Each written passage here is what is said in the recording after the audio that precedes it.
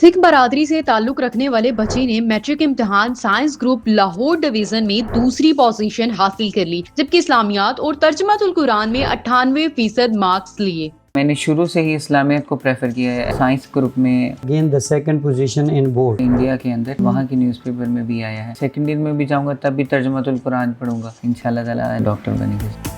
इस्लामियात और तर्जुमातुल कुरान में 98% मार्क्स हासिल करना, आखिर यही सब्जेक्ट आपने क्यों चूज़ किया? हमारे पास इस्लामियात में चॉइस होती है कि आप एथिक्स को भी इख्तियार कर सकते हैं, लेकिन एज अ पर्सनल चॉइस मैंने इस्लामियात को एज अ सब्जेक्ट अडॉप्ट किया क्योंकि मैंने शुरू से ही इस्लामियात को प्रेफर किया है एज सब्जेक्ट। जब मैं 1 से 2 क्लास में था तब भी मैं इस्लामियात पढ़ता था और आज मैं फर्स्ट ईयर में हूँ, आगे सेकंड ईयर में भी जाऊँगा तब भी तर्जुमातुल कुरान पढ़ूँगा। और इसमें यह है कि एक नए रिलीजन को एक्सप्लोर करना, नई नई तालीमात का ज़िक्र आना और उसमें फिर देखना कि मुख्तलिफ़ वाक़यात आना और फिर उससे सबक अंदोज़ होना, शायद ये मेरे लिए बहुत अच्छी एक्सपीरियंस है और इनसे टीचिंग्स जो हासिल होती हैं वो शायद बहुत ही काबिल एहतराम है हमारे लिए। बड़े होके क्या बनने की ख्वाहिश है, क्या बनेंगे आप? जिस तरह से अभी भी मेडिकल फील्ड को चूज़ किया है, मेरे 9th और 10th में भी सब्जेक्ट्स बायोलॉजी थे।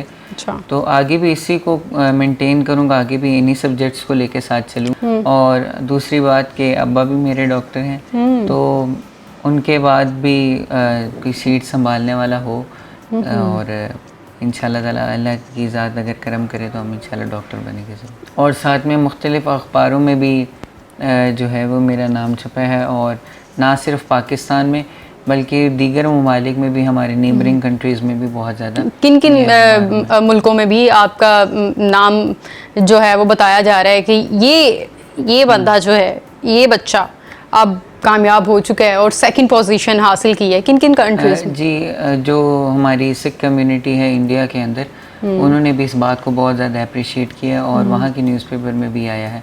उसके अलावा जो दूसरे भी दीगर कंट्रीज़ हैं उनकी तरफ से भी काफ़ी अच्छा रिस्पांस आया है और उनकी तरफ से मैसेजेस आए हैं, उनकी तरफ से भी न्यूज़ चैनल पे वगैरह पोस्ट हुए हैं। सुबह को जब मैं स्कूलिंग के लिए जाता था और उसके साथ मैं जब academy unique group of institutions पढ़ता था तो शायद मेरा हाफ ऑफ द दिन जो हाफ ऑफ द टाइम था वो इसमें मेरा कवर हो जाता था। अच्छा। तो सेल्फ स्टडी के लिए टाइम बहुत कम था, लेकिन उसको निकालना और फिर उस पूरे स्टडी टाइम को मेंटेन करना, शायद उस टाइम पे जो मेहनत की थी शायद वो उस वजह से रंग ले आई है। नो डाउट इसमें वालिदैन की और असातिज़ा की बहुत ज़्यादा मेहनत शामिल है। क्लास फेलोज क्या कहते थे भाई, इतनी आगे निकल गए हो, हमें तो पीछे छोड़ दिया? नहीं, क्लास फेलोज भी बहुत ज़्यादा खुश थे। तो दोस्तों का भी बहुत ज़्यादा रोल है मेरी ग्रूमिंग अप में भी और साथ में मेरी स्टडीज़ में भी। जब आपको एक इस तरह से फिज़िकल इन्वायरमेंट मिलता है तो आप एक दूसरे के साथ इल्म का तबादला करते हो।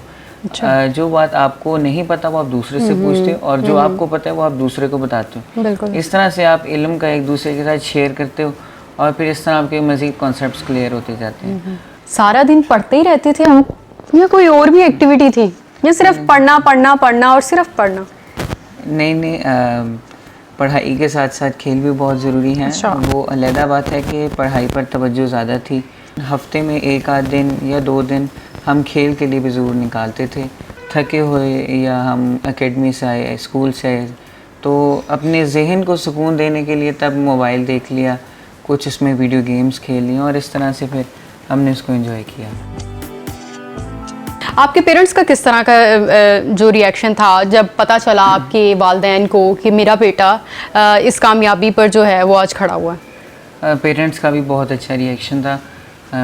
जब रिज़ल्ट अनाउंस होने वाला था उससे पहले, मतलब 4 बजे उन्होंने टाइम दिया था बोर्ड की तरफ से ऑफिशियल कि इस टाइम पे पोजीशंस अनाउंस हो जाएंगी और लैपटॉप घर के सारे खोले हुए थे, मोबाइल ऑन थे, उस पर बस न्यूज़ चैनल हम एक ढूंढ रहे थे कि उस पर हमें मिल जाए। न्यूज़ पे देख ही रहे थे कि ओवरऑल उन्होंने 3 पोजीशंस के नाम लिए, जिनमें नाम नहीं आया तो दिल तो धक सा रह गया कि नाम बिल्कुल भी नहीं आया। लेकिन जब देखा तो साइंस ग्रुप में लाहौर डिवीज़न में अमंग बॉयज़, तो जब मेरा दूसरा नाम उन्होंने कॉल किया तो फैमिली खुशी से झूम उठी और घर वाले जो है वो अम्मा और अब्बा इमोशनल भी हो गए थे। अच्छा। और इस टाइम पे बहुत प्राउड फील किया उन्होंने। हमने हज़ारों की तादाद में लोगों को उम्मीदें थी और आपको उम्मीद थी? हाँ जी, मुझे भी उम्मीद थी। जो मैंने मेहनत की थी, जिस तरह के एग्ज़ाम्स दिए थे, उम्मीद तो बिल्कुल थी अल्लाह की ज़ात से, और अल्लाह ताला ने नवाजा है इस पोजीशन से। पेरेंट्स का कितना रोल है आपकी स्टडी में? ये शुरू में तो मेरे अब्बा ने मुझे एक टारगेट दिया था कि मैं चाहता हूँ कि मेरा बच्चा जो है लाहौर बोर्ड में पोजीशन ले। अब उस एम को चलते हुए मैं 7-8 क्लास से ही मैंने मेहनत जारी रखी थी, क्योंकि सिर्फ आपके 9th और 10th के रिज़ल्ट में आपके 9th और 10th क्लास की एफ़र्ट नहीं इन्वॉल्व होती, बल्कि आपके पिछले क्लासेस के कॉन्सेप्ट्स और बेस का भी उनमें बड़ी इन्वॉल्वमेंट होती है। तो उन्हीं दिनों से मैंने मेहनत की थी। अम्मा ने बहुत ज़्यादा ख्याल रखा है मेरा घर पे, और उन्होंने जब पढ़ना था तो मुख्तलिफ़ तरह के मेरे पास जूस ले आती थी, खाना मुझे दे देती थी कमरे में। उसके अलावा जब नहीं पढ़ता था तो डांट भी पड़ जाती थी। अच्छा। और इसमें टीचर्स का भी बहुत ज़्यादा रोल है। अगर डांट के हवाले से बात करें, वहाँ से भी फिर मुझे बहुत ज़्यादा मोटिवेशन हासिल हुई थी। आपका किस तरह का रिस्पॉन्स था कि जब ऑनकार का रिजल्ट आया, पता चला कि लाहौर डिवीज़न में उसने 2nd पोजीशन हासिल की है? मैं समझता हूँ कि हम पहले से बहुत होपफुल तो थे कि उसकी ज़ात ने चाहा तो कोई ना कोई पोजीशन ज़रूर आएगी, लेकिन बीइंग अ डॉक्टर मैं हमेशा इसको ये बात समझाता था कि एक अच्छे मार्क्स लेना भी किसी भी बच्चे के लिए बहुत कुछ होता है। तो इसलिए हमें कोई बहुत ज़्यादा इसमें वरीड नहीं होना कि अगर हमारी पोजीशन ना आ सकी तो किसी के पास शायद इस फीलिंग्स के लिए वो वर्ड्स ना हो कि जितने उस वक़्त हमें खुशी थी और या आज हमें खुशी है। इसके असातिज़ा की जो बहुत ज़्यादा मेहनत और स्पेसिफ़िकली हमारी कम्युनिटी और पाकिस्तान की आवाम की दुआएं, तो ये सब कुछ जब कंबाइन हुआ तो शुक्र कि आज हम इस नतीजे पे पहुँचे। ओंकार ये अल्लाह का शुक्र है कि बिल्कुल शुरू से ही जो होता है ना हार्ड वर्कर है। अच्छा, डांट भी कभी कभी जो है वो मारनी पड़ती है, डांटते भी हैं और मार भी पड़ती होगी, कभी कभी पड़ी होगी? मार शायद कभी एक आध दफ़ा पड़ी हो, लेकिन डांट तो खैर फिर पड़ती है क्योंकि बच्चे हैं। लेकिन एनीहो, थैंक्स ऑलमाइटी अल्लाह। क्या आपकी तरफ से कोई प्रेशर था कि आप ये सब्जेक्ट रखें, या इसकी अपनी ही मर्जी थी?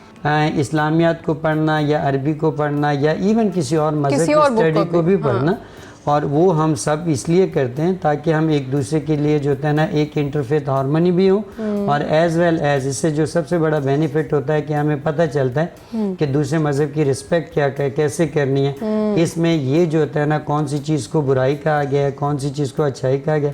वैसे तो बुराई बुराई है, अच्छाई अच्छाई है, लेकिन किसी के बारे में जब आप समझ जाते हैं तो फिर आपसे गुस्ताखी के चांसेस बहुत कम हो जाते हैं। और that's one of the reason कि देखिए हमारी मेजॉरिटी जो है इस वक्त वो इंडिया के अंदर है, तो उन्होंने वाकई इसको बहुत ज़्यादा अप्रिशिएट किया, और इस अप्रिसिएशन का लेवल यहाँ तक था कि जिसमें पाकिस्तान की तरफ से कि there is no discrimination between majority and minority, and this is the reason that you have gained the 2nd position in board।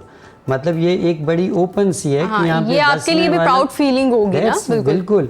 और मैं समझता हूँ कि चूंकि हमारे लिए सारी वो चीज़ें यहाँ पे अवेलेबल हैं जो किसी मेजॉरिटी के लिए है, सो ये रीज़न थी कि आज हम वहाँ पे खड़े हुए हैं जहाँ पे हम सब एक जैसे हैं, और हमें कोई ये पता नहीं चला कि किसी और मज़हब से आपका ताल्लुक है, किसी किस्म की कोई तफरीक नहीं।